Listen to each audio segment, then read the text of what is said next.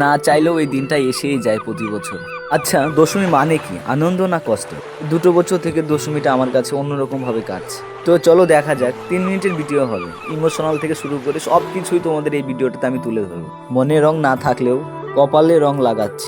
কি থাকবে তো ভিডিওটার সাথে? তো গাইস, এই যে দশমীর জন্য দেখো যে আমাদের বোনটাও চলে আসছে কিন্তু বহুত দূর থেকে, জটেশ্বর থেকে কিন্তু আসছে। তো যাই হোক, কেমন আনন্দটা হয় আজকে 3টা দিন যেন খুব তাড়াতাড়ি চলে যায়। পুজোর আগে থেকে ভাবছিলাম দিনটিকে খুব স্পেশাল বানাবো, কিন্তু এমন স্পেশাল হবে কখনো ভাবতে পারিনি। দেখতে দেখতে কিভাবে জানি দিনগুলো চলেই গেল, মায়ের বিদায় দেওয়ার সময় চলে আসলো। তো আর কি করবো, মন্দির থেকে বের করে আমরা সোজাসুজি ঘাটের দিকে রওনা দিচ্ছি। এখন না জীবনটাই কিরকম যেন একটা অদ্ভুত মনে হয়। রং বেশিক্ষণের জন্য না থাকে না, যদিও আমরা শরীরে যে রং ছিটাই, এটা কি রং? রং তো হচ্ছে মনে, মনে যদি রং না থাকে তাহলে আর কোথায় রং? আর যেহেতু এটা আমাদের পাড়ার পুজো, অনেকেই আসে এখানে, কাকিমা জেঠিমা থেকে শুরু করে অনেকেই, যাদের সঙ্গে আমরা প্রতিনিয়ত দেখা হয়।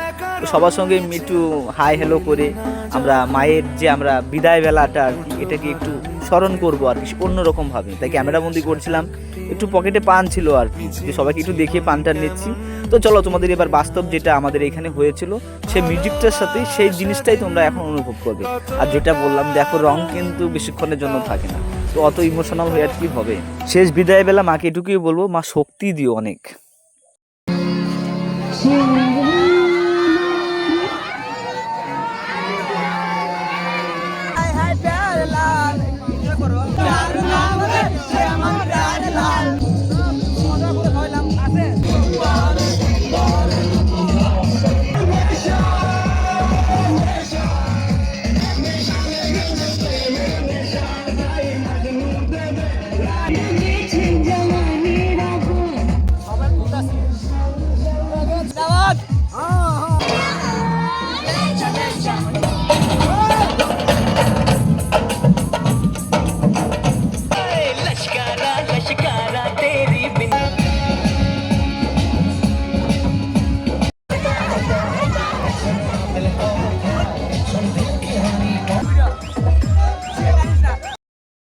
আজ পর্যন্ত আমাদের এখানে কোনো দুর্ঘটনা কোনোদিন হয়নি, দেখিনি আর কি।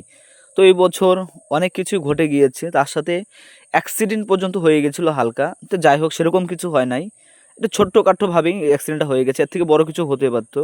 তো যাই হোক, মা তুমি আবারও আসো, ভালো ভাবে আসো, যেন সেই দিনগুলো যেন আমাদের আরও ভালো কিছু শিখায় জীবনে।